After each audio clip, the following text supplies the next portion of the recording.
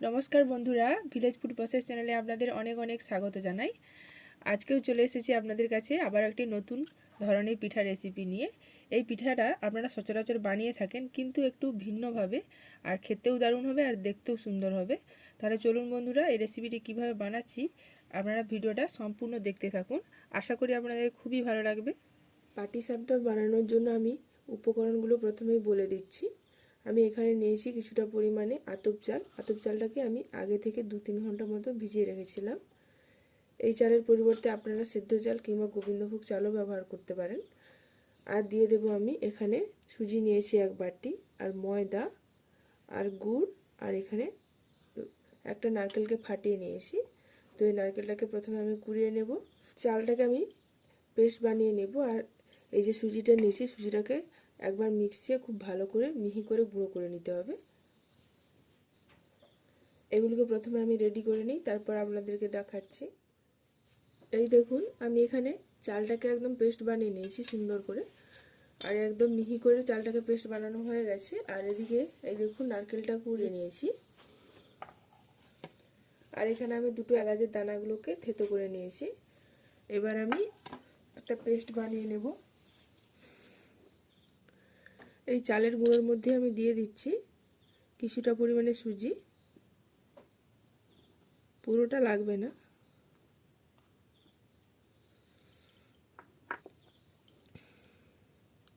আর দিয়ে দিচ্ছি আমি 2-3 চামচ মতো ময়দা।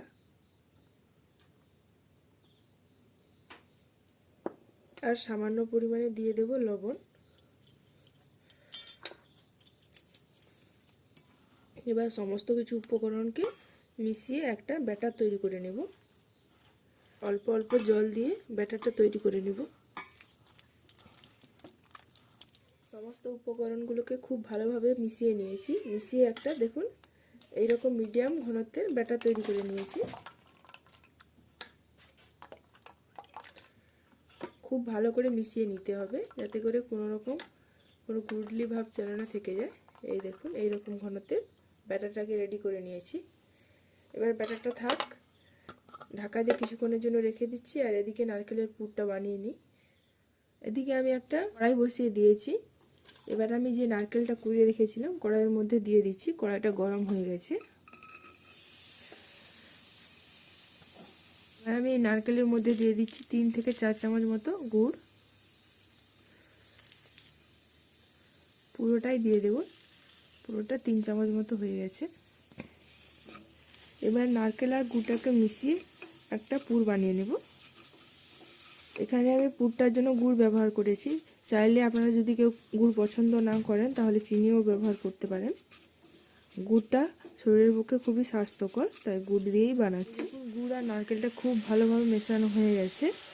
খুব বেশিক্ষণ এটাকে পাক করা যাবে না, তো গুড় দেওয়া আছে তো এটা তাহলে শক্ত হয়ে যাবে নারকেলের পুরটা। তো কিছুক্ষণ আমি নেড়ে নিয়েছি। এবার আমি ফ্লেভারের জন্য 3টে এলাচের দানাকে থেতো করে নিয়েছি, এবার দিয়ে দিচ্ছি।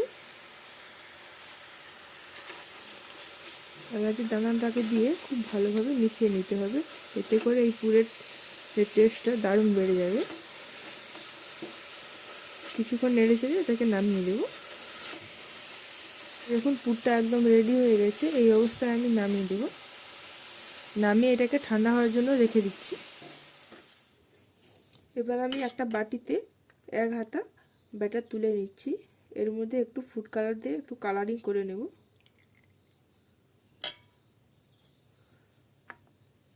অল্প একটু ফুড কালার দিয়ে দিচ্ছি, 2 থেকে 3 ফোঁটা মতো। ফুড কালারটা দিয়ে ব্যাটারটার সঙ্গে খুব ভালোভাবে মিশিয়ে নেব। আমি এখানে রেড ফুড কালার নিয়েছি, চাইলে আপনারা যে কোনো কালার ব্যবহার করতে পারেন আপনাদের পছন্দ মতো। এই দেখুন কালারটা খুব সুন্দরভাবে রেডি হয়ে গেল।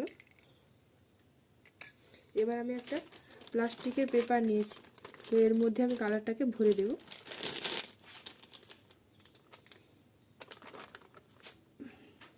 এখানে আমি পাটিসাপটা বানানোর জন্য তাওয়া বসিয়ে দিয়েছি। এবার তাওয়াটা গরম হয়ে গেছে। এবার সাদা তেল দিয়ে একটু ব্রাশ করে নেব তাওয়াটাকে।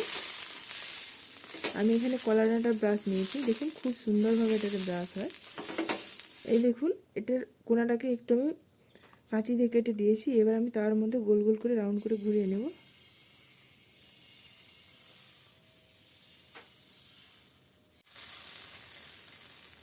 এই দেখুন এভাবে রাউন্ড করে আমি দিয়ে দিয়েছি।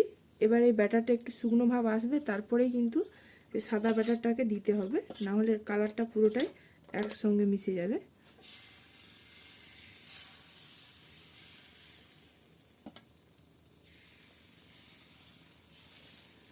সাদা ব্যাটারটাকে দিয়ে এবার চার সাইড থেকে এইভাবে বিছিয়ে দিতে হবে রাউন্ড করে। এই দেখুন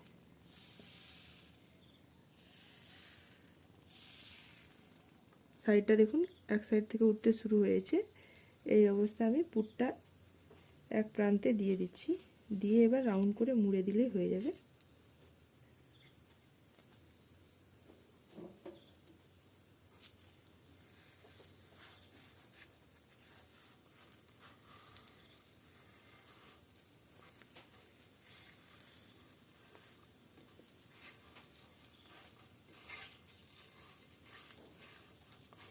এই দেখুন কত সুন্দরভাবে রেডি হয়ে গেল।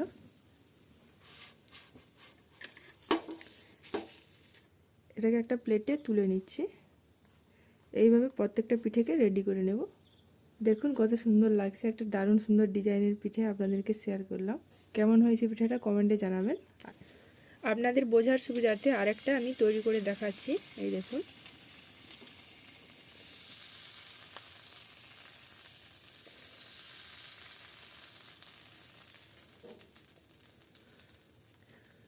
আমার এটা প্লাস্টিকের পেপার, তো তা কোথাও মাঝে মাঝে একটু মোটা হয়ে যাচ্ছে।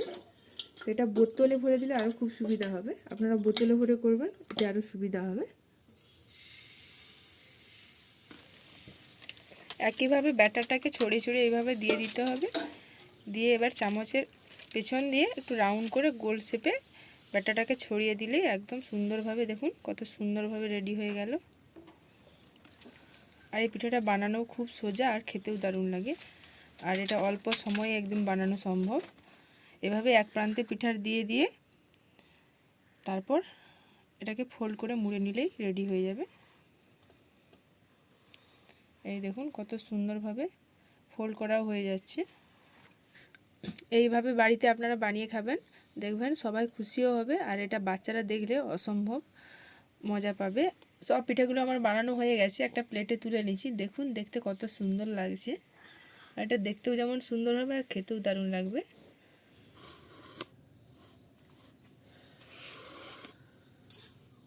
এই দেখুন আপনাদেরকে পিঠেটা কেটে দেখাচ্ছি।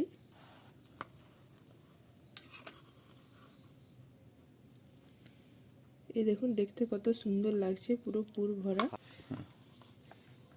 এই দেখুন পুরোটা একদম পুরে ভরা আর খুব সুন্দর নরমও হয়েছে।